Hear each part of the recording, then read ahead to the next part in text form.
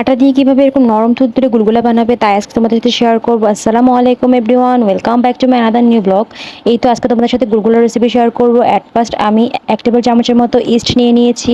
তারপর আমি 2 টেবিল চামচের মতো গুঁড়ো দুধ নিয়ে নিয়েছি। 2 টেবিল চামচের মতো উঁচু করে আমি চিনি নিয়েছি।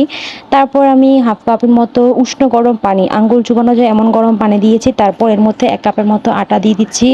তারপর এর মধ্যে একটু বেকিং পাউডার দিয়েছি আর একটু লবণ দিয়েছি। ঢেলে এখন ভালো করে আমি মিশ্রণটাকে মিক্সড করে নিচ্ছি। সব উপকরণ ভালো করে মিক্সড করে নেওয়ার পর আমি এখন এটার মধ্যে দিয়ে দেবো কোরানো নারিকেল। তোমরা নারিকেলটা বেশি করে দেওয়ার চেষ্টা করতে, যত বেশি দিবে এটা খেতে কিন্তু ততটাই মজা লাগবে। তাছাড়া যদি তোমাদের যদি আস্ত জিরা থাকে সেটাকে একটু ভেজে দিতে পারো, ওটাতে আরও ফ্লেভারফুল গ্রান আসে। আমার কাছে ছিল না তাই আমি দিইনি। এখন আমি এই ডোটাকে কিছুক্ষণ ঢেকে রাখবো, কিছুক্ষণ বলতে আধা ঘন্টার মতো ঢেকে রেখেছি। তারপর দেখো আমার ডোটা ফুলে প্রায় দ্বিগুণ হয়েছে। এখন আমি একটা কড়াইয়ে তেল দিয়ে দিয়েছি, তেলটা একটু গরম হওয়ার জন্য দিচ্ছি। তেলটা কিছুক্ষণ গরম হয়ে যাওয়ার পর এখন আমি আস্তে আস্তে করে ছেড়ে দিচ্ছি।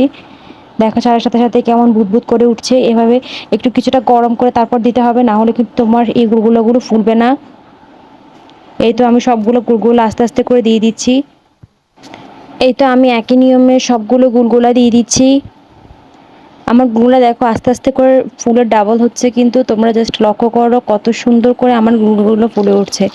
এই দেখো আমার গুলগুলার ফাইনাল লুক কত সুন্দর করে ফুলে উঠেছে। দেখো সবগুলো ভালো করে ব্রাউন কালার করে ভেজে নেব, যাতে উপর দিকে একটু মুচমুচে থাকে আর ভিতর দিকটা নরম তুলতুলে থাকে।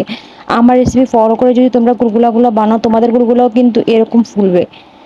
তবে এক্ষেত্রে তোমাদের ইস্টটা কিন্তু অবশ্যই ভালো হতে হবে। একটা অর্গানিক ইস্ট নেওয়ার চেষ্টা করবে, যার ইস্টের উপরেও কিন্তু অনেক কিছু নির্ভর করে। দেখো আমার গুলগুলাগুলো ফুলে একদম ডাবল হয়ে গেছে, কি পরিমাণ ফুলেছে। এরকম যদি ফুলে তাহলে বুঝবে তোমার গুলগুলো একদম পারফেক্ট হয়েছে।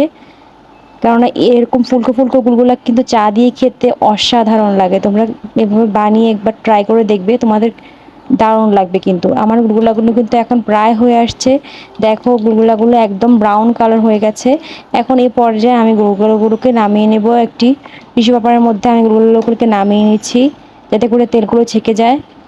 দেখো আমার গুলগুলোর ফাইনাল লুক কতটা সুন্দর হয়েছে। এরকম মজার মজার রেসিপি পাওয়ার জন্য অবশ্যই আমার চ্যানেলের পাশে থাকবে, লাইক সাবস্ক্রাইব করবে, আমার পেজটি ফলো দিয়ে রাখবে। আল্লাহ হাফেজ।